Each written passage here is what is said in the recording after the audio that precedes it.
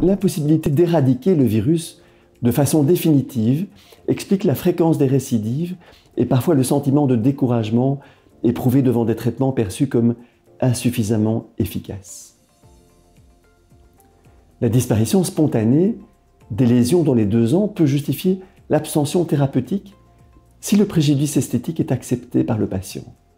Les verrues cutanées régressent le plus souvent spontanément dans les 2 ans. Dans certains cas, les lésions peuvent persister pendant plusieurs années, chez l'enfant comme chez l'adulte, sans autre conséquence qu'un préjudice esthétique ou qu'une gêne fonctionnelle. Le préjudice esthétique est le principal facteur motivant le recours à un traitement qui reste à ce jour purement symptomatique. En effet, aucun traitement ne permet aujourd'hui l'éradication du virus.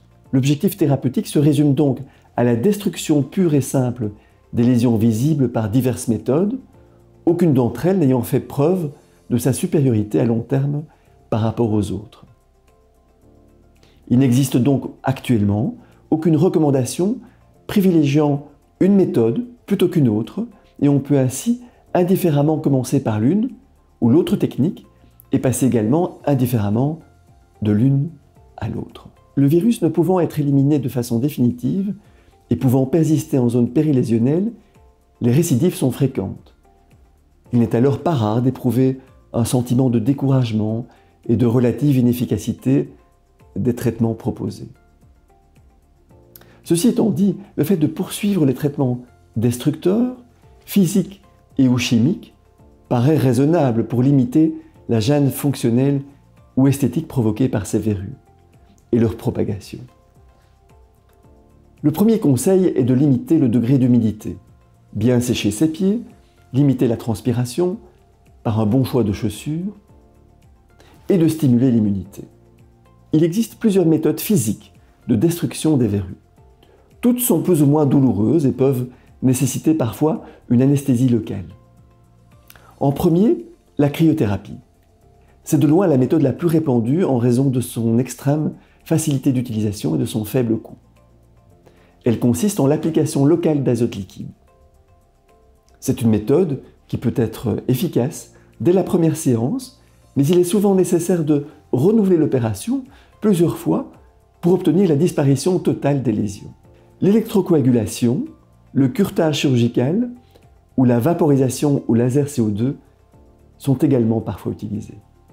Il existe également plusieurs méthodes chimiques, comme les kératolytiques, des préparations à base d'acide salicylique à des concentrations variant de 10 à 60%, associées ou non à de l'acide lactique et ou de l'acide trichloracétique, pouvant être appliquées quotidiennement sous pansement occlusif, fermé pendant 1 à 2 semaines pour désépaissir et décaper les verrues, surtout si elles sont épaisses. Que les verrues aient été détruites par une méthode physique ou par une méthode chimique, il est recommandé de retourner voir le dermatologue 3 à 4 semaines plus tard afin de s'assurer de la bonne évolution du traitement et de la bonne cicatrisation des lésions. Il n'est pas rare que des séances supplémentaires soient proposées en raison d'une disparition incomplète des lésions. Un suivi mensuel ou tous les 2-3 mois par le dermatologue est recommandé jusqu'à la disparition complète des lésions. Les limites de la médecine traditionnelle dans le traitement des verrues cutanées laissent évidemment la place aux méthodes moins conventionnelles et aux médecines parallèles qui peuvent avoir une certaine efficacité, même si ces dernières ne sont ni scientifiquement documentées, ni scientifiquement validées.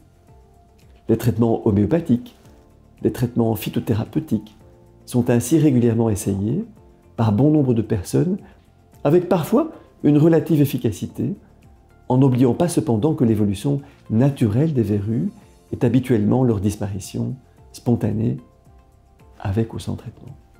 L'avenir du traitement des verrues reposera très probablement dans le futur sur des stratégies d'immunostimulation ou de vaccination.